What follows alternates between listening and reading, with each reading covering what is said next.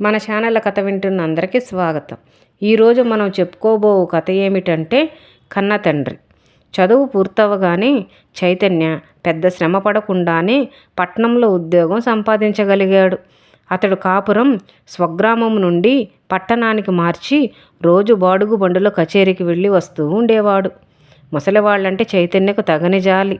అతడు బాడుగు బండి వీరయ్యకు నెలకు 50 రూపాయలు ఇవ్వడమే కాక, వీరయ్య, 2 కొడుకులు సంపాదిస్తుండగా ఇంకా నీకు కష్టం ఎందుకు?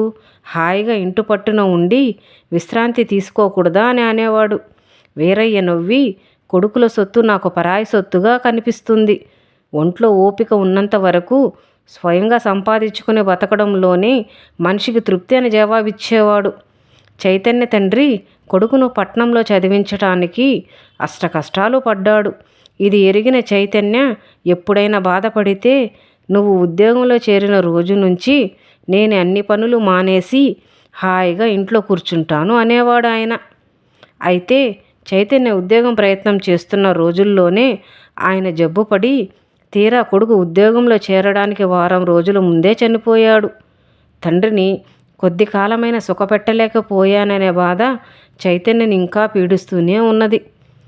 చైతన్య కచేరీకి వెళ్లే దారిలోని బజారు కూడలిలో ఒక 70 ఏళ్ల ముసలవాడు బుట్టలో జంతికలు చెకోడీలు పెట్టుకుని కూర్చుని ఉండేవాడు. అతడు సాయంత్రం కచేరీ నుంచి తిరిగి వస్తుండగా ముసలివాడు అక్కడే తినుబండారాల ఉట్ట ముందు చతికిలా పడి కూర్చుని ఉండేవాడు.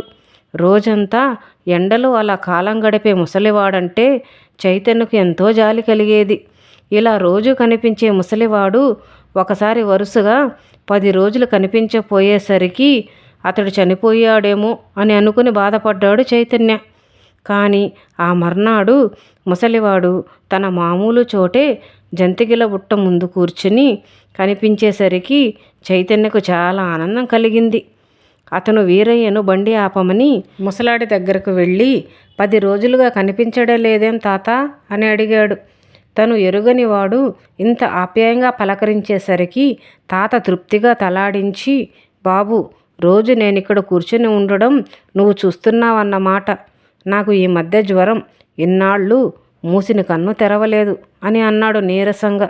చైతన్యకు అతడి మీద మరింత జాలి కలిగి, తాత, ఈ బుట్టలో ఉన్నవన్నీ అమ్ముడైపోతే ఎంత వస్తుంది అని అడిగాడు.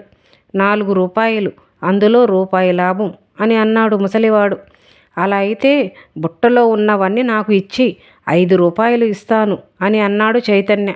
ముసలివాడు ఆశ్చర్యపోతూ అలా చూస్తూ ఊరుకున్నాడు.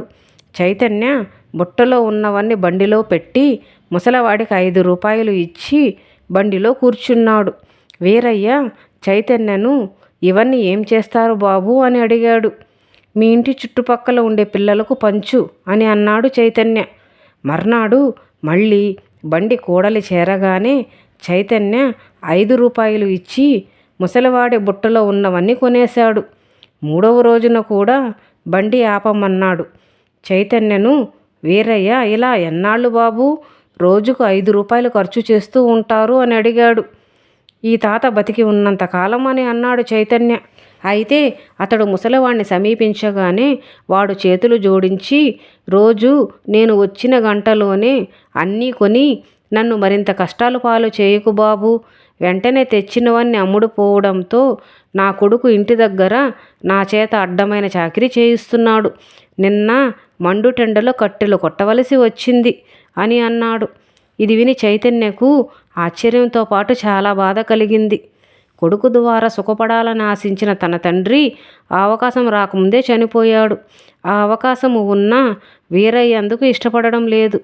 తండ్రి చేత ఆఖరి క్షణం వరకు అడ్డమైన చాకిరీ చేయిస్తూ తినుబండారాల బుట్ట ముందు పెట్టుకుని ఎండలో కూర్చోవడమే సుఖం అనిపించేలా చేస్తున్నాడు తాత కొడుకు. చైతన్యకు ఆ క్షణాన ఒక ఆలోచన వచ్చింది. తాత కొడుక్కి బుద్ధి చెప్పాలనుకున్నాడు. అతడు ముసలివాడితో, తాత, మా ఇంటికి వస్తావా?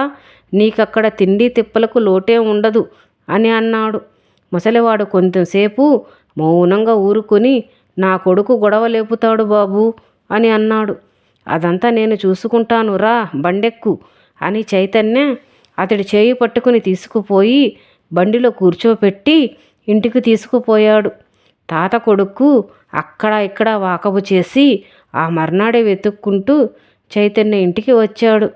చైతన్య వాడికి ముసలివాడు మండుటెండలో పడుతున్న బాధ గురించి చెప్పి, ఈ వయసులో ముసలివాడైన తండ్రిని సుఖపెట్టడం పోయి అతడి ద్వారా సంపాదించాలని చూస్తున్నావా అని అడిగాడు.